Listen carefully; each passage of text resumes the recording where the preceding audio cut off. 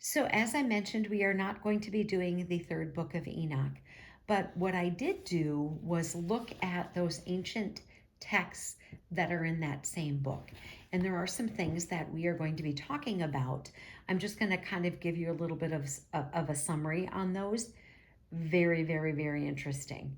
So, I've got a couple other things that we're going to talk about before we do that. One is, did you know that they have found in the caves of Qumran, they have found fragments of every book of the Old Testament except for Esther. So when they're going through and they're finding these ancient texts and these scrolls, and the fact that they have found a fragment of every book except for Esther, that is just incredible to me. So we know that there are these other books, however, which we've talked about. I've kind of mentioned them, but we're going to be talking about them.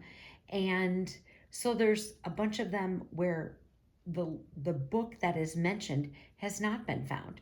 Some they have found, but they question their authenticity. Some there is this link between scripture, organized scripture, and these ancient texts that is accepted. But the interesting that is things that are interesting in this and the things that I'm going to share is that there were people who have decided to translate these other ancient texts, which we're going to talk about, into English for us.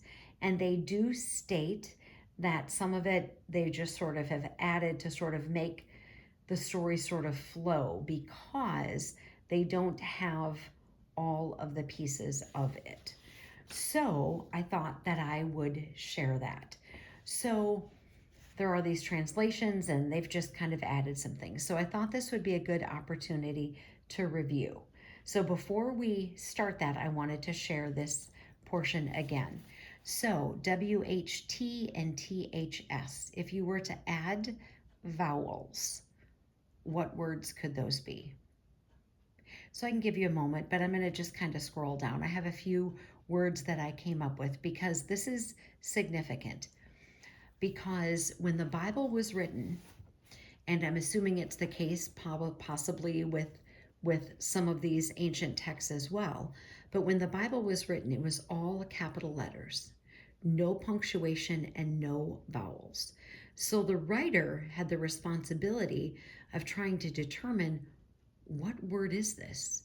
And if you had a narrative or a slant or a thought or an idea, that of course could impact what words you thought it meant. So, for example, the WHT, that could be what, it could be wit, it could be white, it could be wheat. And the THS could be this or these or thus.